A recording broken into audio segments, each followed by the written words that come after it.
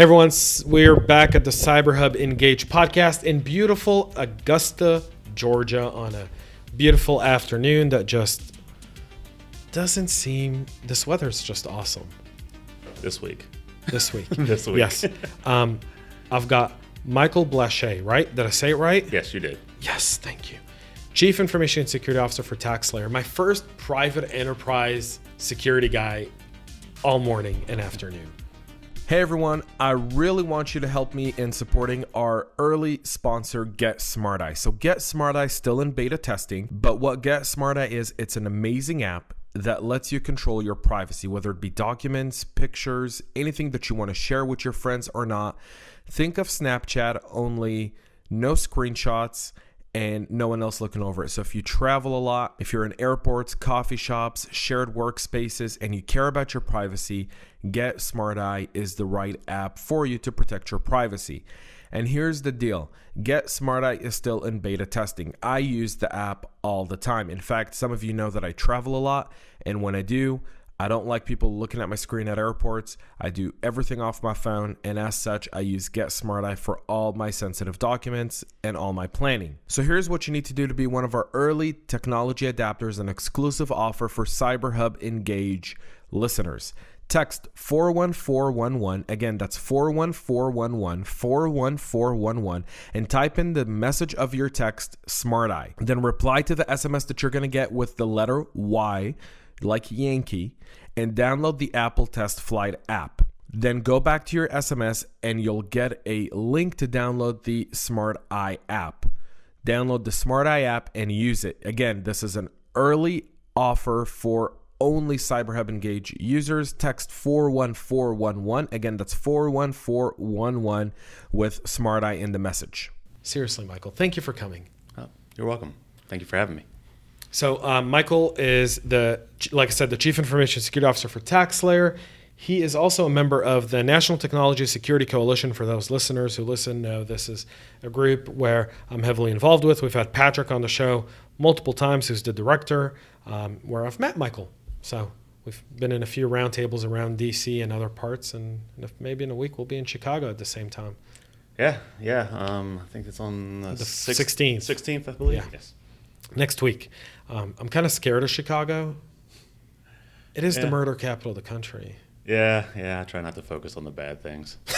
I focus on enough bad things while I'm working every day. So try not to focus on the fact that people get people get killed there. But I agree with you. I try not to, but I think in our line of work we're always like,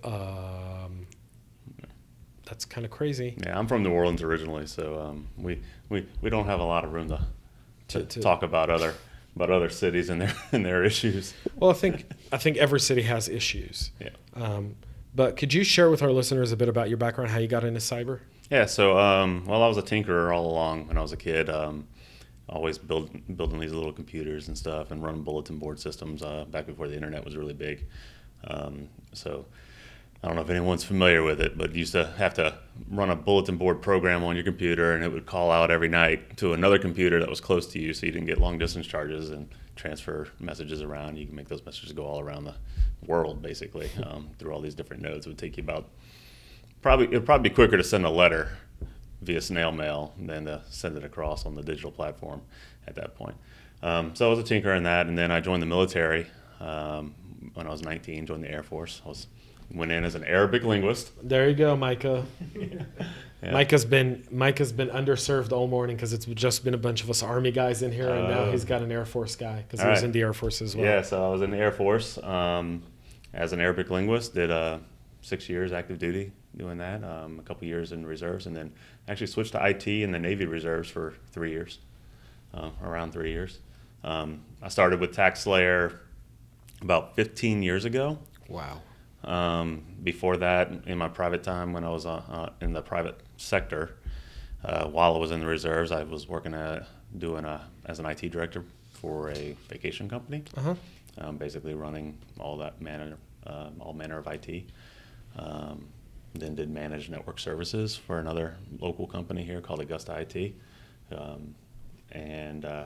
Once I came on with TaxSlayer, started as the director of IT there, and about 4 years ago actually now, we split the IT and cyber worlds at TaxSlayer, and I took over solely running the security portion of the company for the, and then IT kind of handles all the operations. So it's October, Cybersecurity Awareness Month. yeah.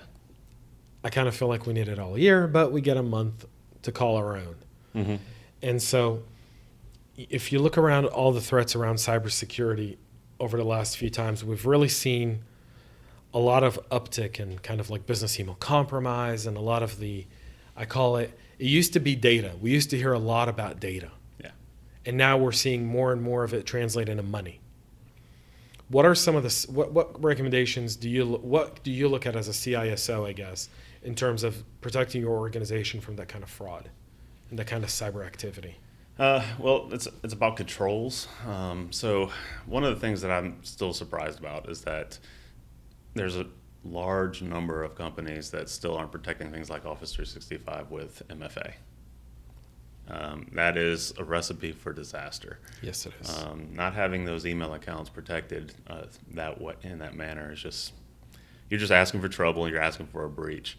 That is the number one thing that we did that had the most positive effect to protecting our Office 365 infrastructure was that. We've seen instances where credentials, usernames and passwords actually get compromised through a phishing technique, and then less than 30 seconds later, someone's trying to log in from some IP address in Canada, but MFA blocks it and keeps it from happening. So we're able to go in and quickly remedy the credential theft, so to speak, without having any sort of an incident actually occur, which is big. It actually happened to our CEO at one point, where his credentials got compromised, but nothing occurred because of the fact that MFA was enabled. Granted, MFA is becoming more and more complicated to accomplish because the bad guys are finding ways around it. Yeah. And there are some holes with how you implement it in Office 365, so you have to be careful about how you implement it. But it still, by and far, makes any type of that attack much more complicated. Do you feel like a passwordless solution for Office 365 is the way forward, kind of more of a biometric solution or more of a kind of device-enabled type of login? Yes, definitely. Passwordless, moving the passwordless is going to be a much more secure method of handling that type of authentication. The relying on username and password is just... It's old. It's right? old. We haven't old. changed. Yeah. That's one part of the internet. That's one part of the way we use like any program is we're still using username and passwords. No one's been able to really crack that nut and go, how can we get rid of just this entire attack vector? Yeah. And the hardest thing always with these solutions is getting the people that are actually creating the applications to not just worry about doing it the easiest way, but doing it in a way that is a little more secure, a little better for the end user. So creating a username and password for an application now is easy. We've been doing it for years. It's really easy to implement it. Granted, some people out there still implement it poorly, but it's very easy for them to do and easy for them to go out and find millions of examples how to do it. Implementing some of these other solutions of passwordless and device login, authenticator apps, and stuff like that tend to be a little more difficult. So you get some pushback on taking the time and spending the money and the effort and getting the expertise in-house to be able to do that type of stuff. So it's just, I think back to when passwords first came out, right? And it was really hard to get anybody to do it. Mm-hmm. Everyone's like, "What? I gotta have something I remember to be able to get into this system." And we're running into the same kind of scenario just later about, okay, passwords aren't adequate anymore. We need to go to a passwordless solution.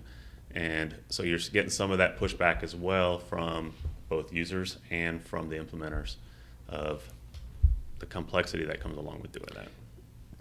You bring up such a interesting piece, which is cybersecurity. A lot of times, you build it for.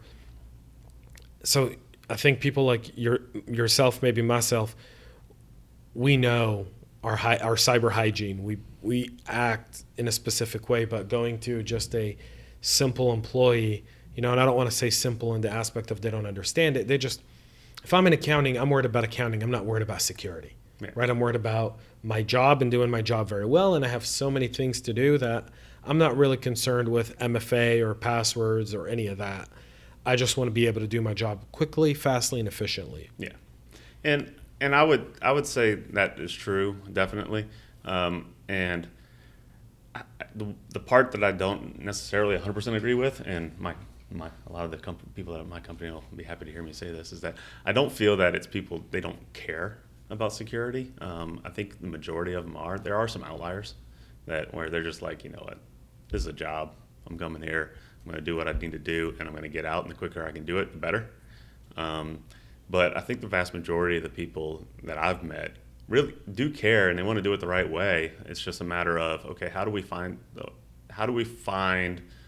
a control or a mechanism to put in place that helps them do it better in a more secure way, but doesn't get in the way. And they don't see it as, oh God, yeah, security's making my job so much harder.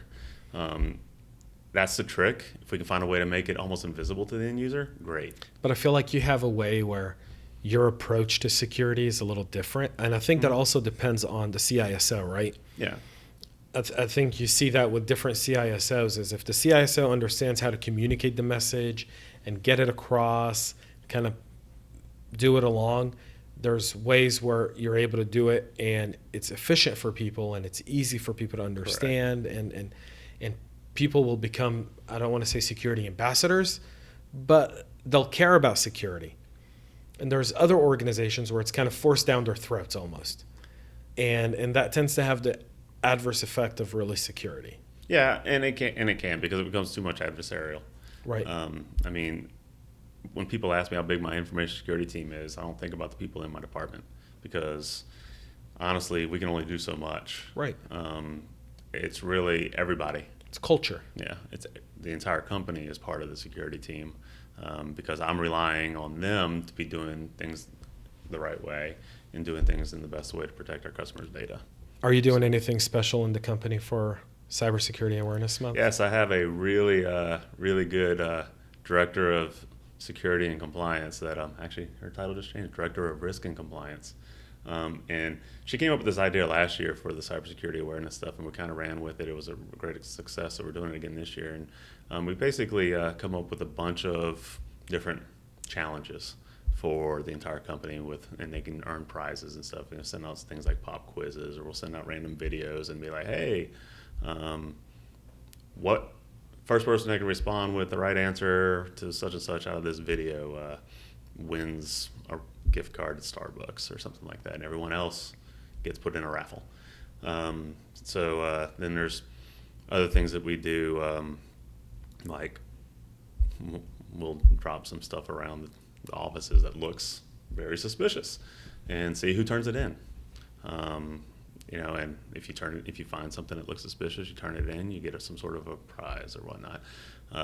So she kind of came up with this idea last year, and it's a lot more complicated than what I'm saying because I let them run with it. I'm just like, look, okay, tell me how much money you need, and because it sounds like a great idea. So they, but yeah, so it started up, of course, on October 1st. So we're running that now, and it seems to be a good hit last year. So it's interesting because we're heading into the fourth quarter where typically we see a really lot more cyber activity, people taking advantage of, the holiday season that's coming up, the end of the year and so forth. Do you feel like that changes the way you kind of impact your controls and so forth when it comes to the fourth quarter of the year? Do you do anything different the fourth quarter of the year than the rest of the year? No, typically we try and run it the same way. We're a very cyclical business, so January to April 15th is our busy time of the year. And it's also it's the riskiest time of year for us. If we have any outages or anything that happen during that time of the year, it affects the company more than it does in the summer. But just because of that doesn't mean that we need to treat it any differently. So what we try and do is we run our program in the same way during the summer as we do during that time of the year that's busy. Because ultimately we still have all the data. We still have Right. all the risk. We might not have the availability risk, so to speak. If we're down on April 15th, it's a big deal. Whereas if we're down on September 11th, Not a big deal. my birthday, but Happy birthday. but not a big deal. Belated. And all the security people are saying, "I can't believe he just told me his birthday." but Tell us your birthday. but I don't use that for security questions.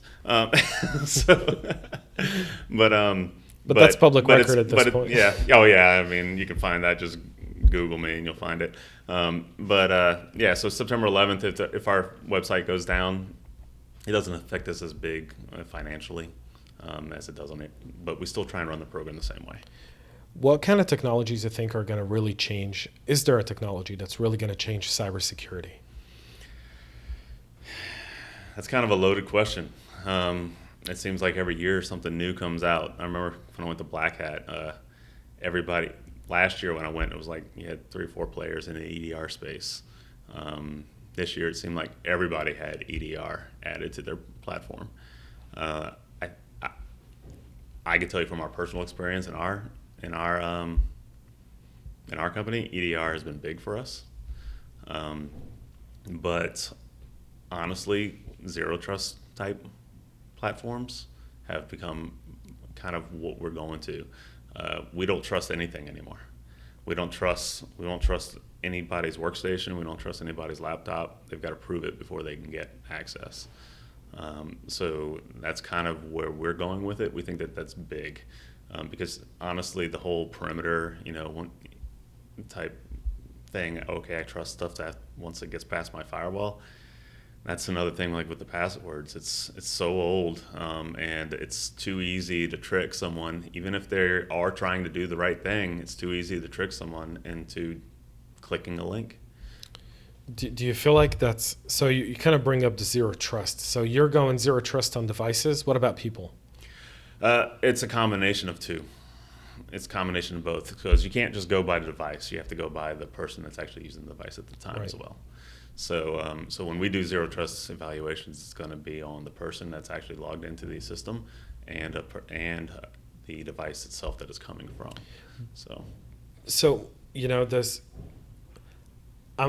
I hear zero trust everywhere I go, right? Every conference. I know. I saw you had it. I saw you had it. You had it on your bullet points here. I did because it's every conference I go to, every webinar, you hear zero trust. It's kind of, I think last year you and I were joking around kind of like the keywords that the buzzwords that people throw out, and they're like, oh, this is zero trust, and I'm like, it's not realistic really to be in a zero trust model because like you said, there's a combination of device versus people, but a lot of times people don't know how to separate device from the person.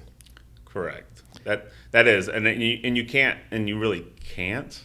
Like I say, when we're evaluating both, we're evaluating them as a whole, not as that person, just that person or this device. And yeah, buzzwords, zero trust. If you ask 10 people what zero trust means, you're going to get 10 different definitions. Which is a problem. But the same can be said for AI, machine learning, that whole debate. And it's pretty much been that way throughout the years with all the buzzwords. What I mean by zero trust is I am doing a real-time evaluation of your current security posture based on the information that I know. That's what I mean by zero trust. If you're going to what I consider a very sensitive resource, that interrogation of your current security posture is going to be very strong. Whereas if you're going to a non-sensitive resource, okay, that interrogation might not be too strong. It may be that, okay, I knew you were okay a week ago, so you're okay now. It's just a matter of how do you rate your systems. What do you consider the highest risk profiles, and you go from there. And it's going to be different in every single environment. So when you look at security posture as a whole, right? Mm-hmm. I get the idea of zero trust, right? Like I personally have zero trust with vendors. Yeah. Zero trust. I don't care if you give them a stack this big of questionnaires to answer, right? Yeah. They're going to say yes on everything because they want to earn the business. Yes. And most companies, and I'm sure you go through the same struggle that a lot of us go through, which is I don't have the resources to go and physically check if everything they've said on their questionnaire is true and if it's configured correctly and so forth. So I have zero trust with vendors. But internally, that's a lot more difficult to do. Yeah, and we have a running joke inside the company of the more I pay for something, the worse support I get. And so we have a very hands-on approach to the way we deal with vendors and the way we're dealing with deployments. We don't rely heavily on professional services to deploy it. We go into a project knowing, okay, we are going to be dedicated 100% hands-on to getting this deployment out. We want to know exactly how it's deployed, so that way we can hopefully identify any issues or gaps in what's going on before we deploy it. And we don't do multi-year contracts when we're bringing a vendor in. We're like, okay, you got a 1 year prove it or lose it deal. You got sometimes, we'll get these answers on these questionnaires, and then we get into it and realize, oh wait, you said you did this, but what you really meant was you do this, and that's not what we need. And so we're like, okay, we're out that money for this year, and now we've got to go find another solution. I feel like that's so costly, though. I talk to so many CISOs, right? And I was literally having steak and wine with a few CISOs. I think you know some of them from Atlanta. We all got together and we had steak and wine. And we do this, you live in Augusta, so it's harder for you to come out to Atlanta and join us sometimes. But we do these like twice a month. And we're having a conversation around just that, right? And we go, how are we vetting some of the people we're doing business with? Not just from a perspective of can I trust you, but from a perspective is do you really do what you say you do? Mm-hmm. Outside of picking up the phone and calling you or texting you and being like, hey, I hear you're using this. How are you liking it so far? Because implementations and different products and different networks and different infrastructures perform differently, right? It's not all the same, right? That's why airplane food, you can get a filet mignon in business class on your way to, Paris. It's not going to taste the same as the same exact filet cooked here, because it's done differently, right? So how do you overcome that? Well, I think we have to understand that, like you said, all of our infrastructures are different, right? And the vendors are creating a product that they're hoping can fit all of these different types of infrastructures. Unfortunately, what happens is that makes it have to be kind of vanilla across the board. And you have to realize that if you want it to fit into this tight little circle that you've got, you're going to have to turn that square into that circle for you. So it's going to take some work on your side to make it fit. The only other option you really have is to have a bunch of overlap, right? You just say, okay, I understand that this isn't going to fit into this narrow focus here. I'm going to have to overlap it. And then you end up with, you can end up with tool bloat and stuff like that. But even then, I think in order to fully implement it, you have to understand that you are going to have to put some time and effort into every single one of these products that you bring in. That professional services from the vendor is not going to solve it for you. I'm going to agree with you. Yeah.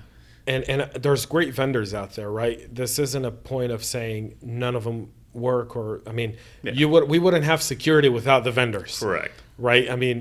If they didn't exist, we'd probably be in worse shape than we are today.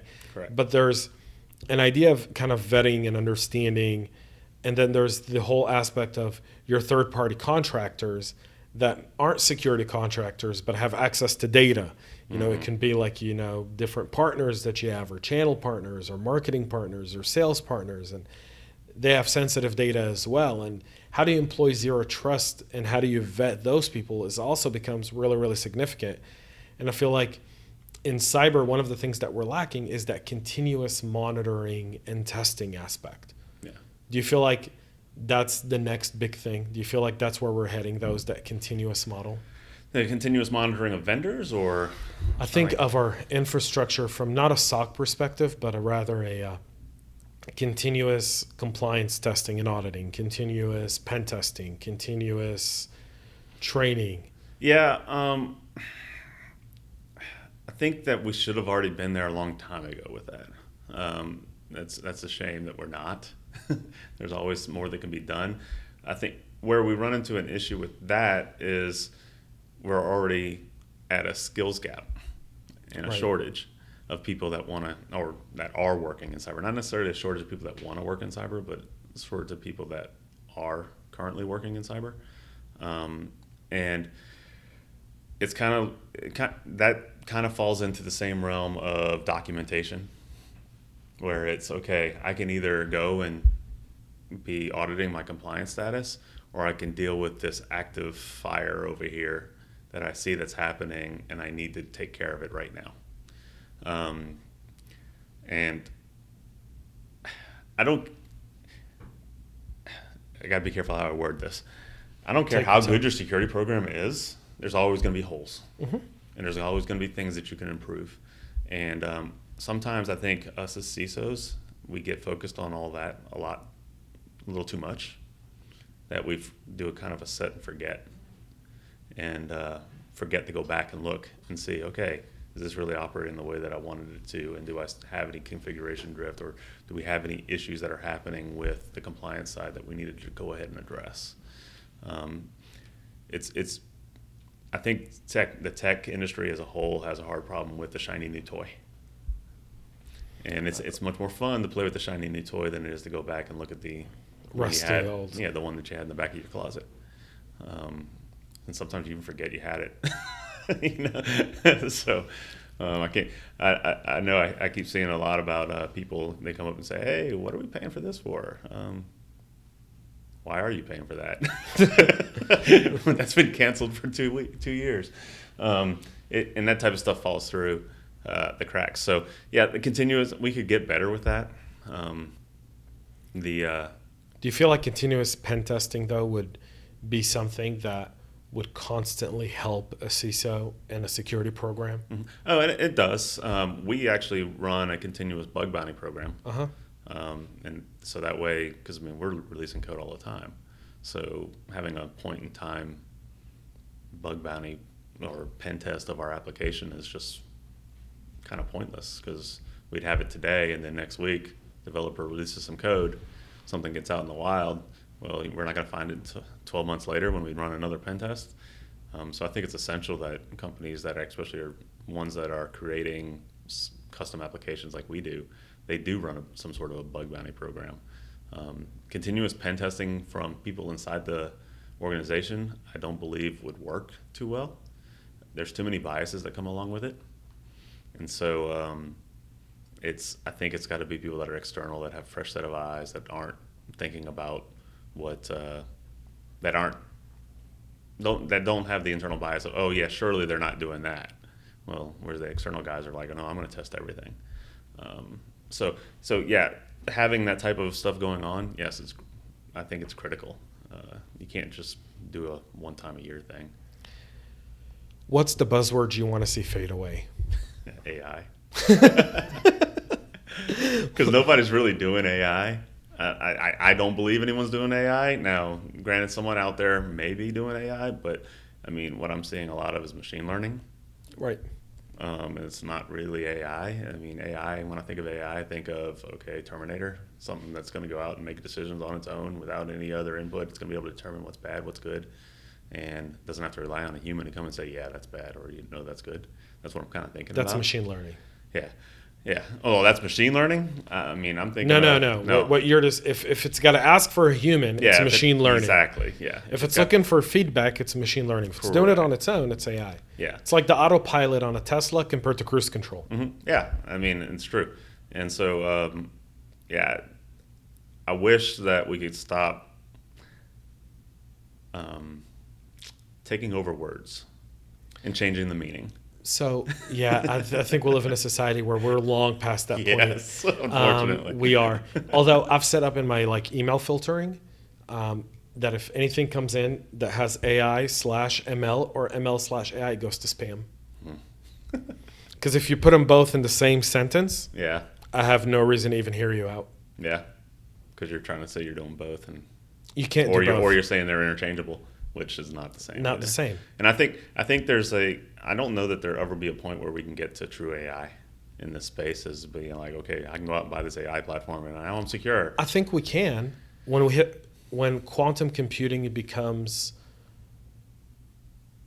mainstream. Yeah. Because I feel like quantum would be able to process it. Today, the reason we can't go to full AI, and I agree with you, is because we don't have the amount of computing power that would be needed for something to make a split-second decision on very important factors in infrastructure. Mm-hmm. We just don't have that computing power. Yeah. Computers are too slow. I think I've been studying quantum for like the last 3-4 months, and I had Chris Lundberg, who's the CDO, the Chief Digital Officer, but for the CDC on, and he's now researching blockchain and quantum. We did this awesome episode. It was like a 2-hour episode on quantum and cyber, and how people say, well, new quantum's going to break encryption in a matter of, our current encryption, it'll break it in a matter of seconds. And then he came back and he said, yeah, but it's going to create a new level of encryption that quantum's going to be able to encrypt stuff. So just like it's going to break current systems, it's also going to upgrade them to a level of quantum. Mm-hmm. And I've been doing this research around it, and I go, we can get to true AI when we hit true quantum. See, because quantum isn't going to be my MacBook. My MacBook will never be quantum, at least not in our life stage. Maybe our great-grandkids will have quantum computers to walk with, Your boys' grandkids may have that, but you and I won't. We'll have a major quantum computer. I'm still hoping for flying cars. I think we'll get to that. Don't crush my dreams. I think we'll get there. I think we'll get there in a decade or two with that. I think you and I will still have an opportunity to get on a flying car somewhere. But I feel like quantum would be the real AI. Yeah. Because it would have the computing as long power. as long as the end user devices don't go quantum as well, right? Because like I said, I mean, same thing you run into in the encryption realm is okay. Well, the attacks will increase complexity as well. Correct. And so as long as the devices themselves aren't running at quantum levels. Well, I think everything runs at a quantum level, and I think when it runs at a quantum level, it's going to be unbelievable, right? But I think true AI, because I think what people don't misunderstand about quantum is, you and I won't see a quantum computer. It'll be in a data center we use, right? It'll be at an AWS or a data bank. It'll be somewhere, and we'll be hooked into it, very similar to the cloud, right? So this device could hook to a quantum computer and have the quantum do the math for it. Correct. Right? Yeah, almost like a thin client. Right. Or almost like a VM. Yeah. Right? You log into a VM that'll essentially be a quantum computer that'll be able to process problems. It'll upgrade security, but I think that's when you'll have true AI. I think that's when the kind of stuff you're talking about will be there. I think until then, we should get rid of the term AI and go to machine learning, unless you're able to truly prove true AI. Yeah, I would agree. I would agree with that. I still think we need to solve the authentication piece too, though.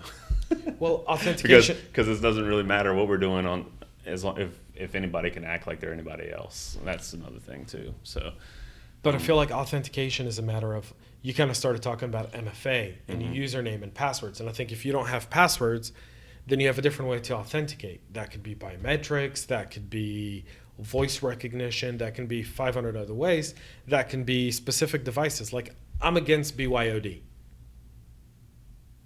I don't want anyone to bring their own device onto my network. I want to control the device. I'm a control freak. Mm-hmm. Yeah, I know that feeling. I don't know how realistic that is in some organizations, because you go into, well, we're not buying everyone a Mac or a Dell, but you're like, but you don't understand. It'll save you thousands on the back end, because we're able to really secure the device, monitor it, really control it. Whereas otherwise, we don't really control the device.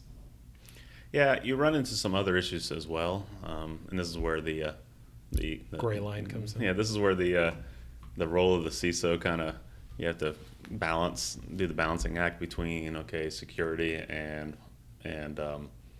employee happiness, and I mean, like BYOD, if you make your people carry around 2 phones, are they going to enjoy that? No, I do. I hate it.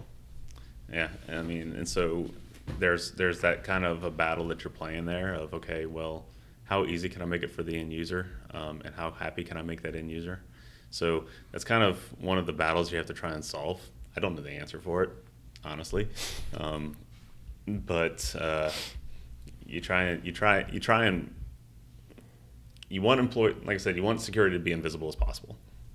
You want people to be secure without even knowing they're being secure. But that's real good security, right? I mean, when we were in the military, you always say having a bunch of goons standing around wasn't good security because I know where your goons are. It's the guys that you don't see, the guys that you don't know they're there. That's your best security. Correct. And so, yeah, I had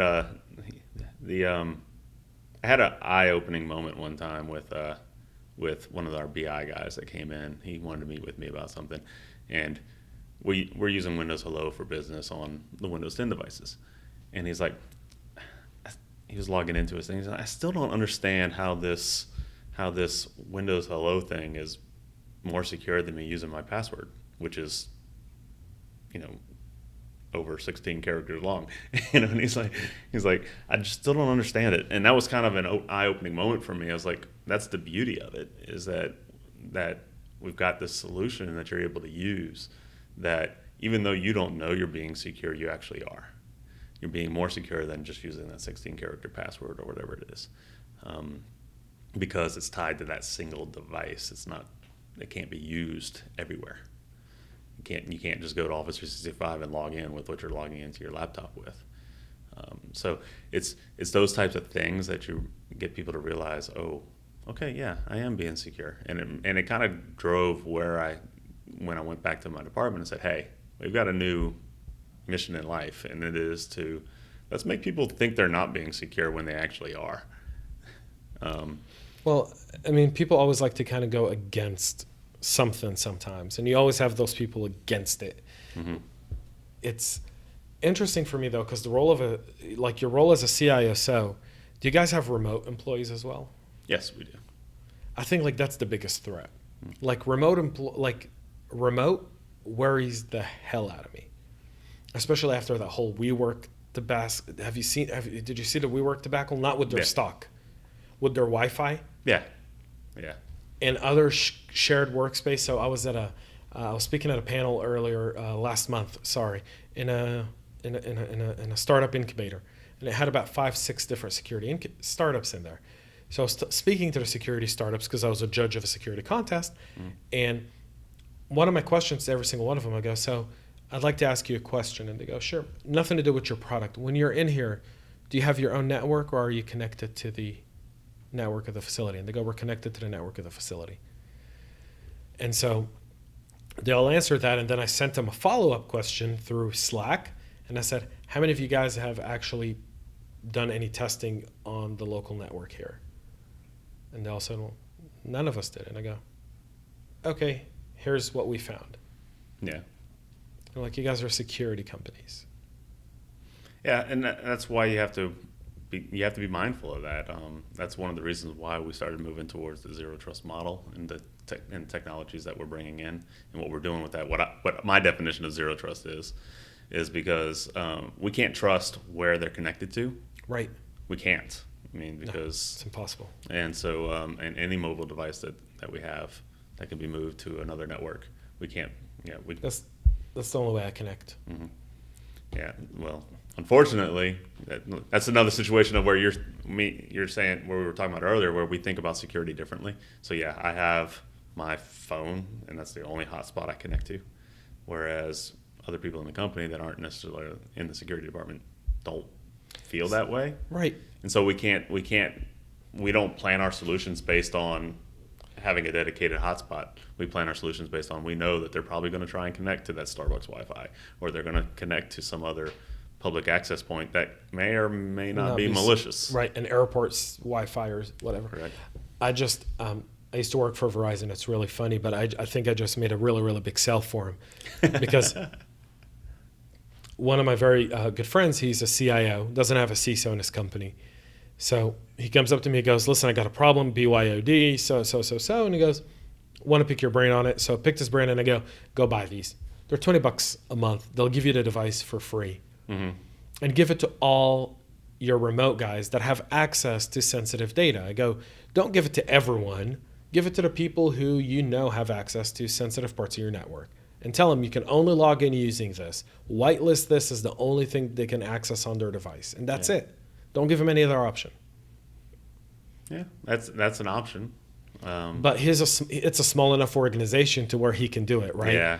If you got 250 users and you got 100 of them that travel, you can afford to go get 100 of these and pay an extra $30 a month. Yeah, like all of our employees are on laptops now, right? Because we want them to be more mobile, and so it's okay. Now you're talking about giving everybody a Wi-Fi. I mean, a MiFi, is that they call it MiFi still? Yeah, MiFi. A MiFi hotspot. Which, even then, I mean, are they going to always use it? It's a whole other question. Yeah. So you plan. So when we plan our solutions, we're planning them for, okay, what's the worst possible thing this person could do, and let's figure out a way to protect against that. And so that's what we try and accomplish. I want to ask you one last question, which is, what can you tell me about the cyber ecosystem here in Augusta now with all these buildings that we're in and everything else that's going on around here? It's great. That's one of the reasons why we bought our building downtown. We bought a old building and renovated it downtown to be part of this. The most promising thing I see about it is that the level of talent around here is going up. We've always had a strong InfoSec community. Right, because of Fort Gordon. Well, not necessarily because of Fort Gordon, but it was, like the creator of Security Onion is here, local, Doug Burks. We've had SANS instructors here. Mark Baggett, the creator of the Python course for SANS, was here. And then Fort Gordon, of course, started bringing in SANS instructors. So the local ISSA community here was great. They always put on great events. But the designation of bringing cyber here has been great for bringing people and kind of making it a magnet. The most promising thing that I've seen, though, is the embracing of it from the local colleges. Even Augusta Tech, Aiken Tech, and Augusta University, they all have strong programs now around it. Guy that's following you is the Dean of School and Computer Science, Dr. Schwartzman. Okay. For Augusta University. Awesome. So yeah, it'd be a great guest for you. Yeah, so he can talk about that more, but that's the most promising thing because they are working to try and fill that gap, which is good. Absolutely. Michael, I want to say thanks for coming by. All right. Appreciate it. Thank you. We'll be right back with more. Special day here for CyberHub Engage. We are in Augusta, so we'll be back with more here in just a few moments.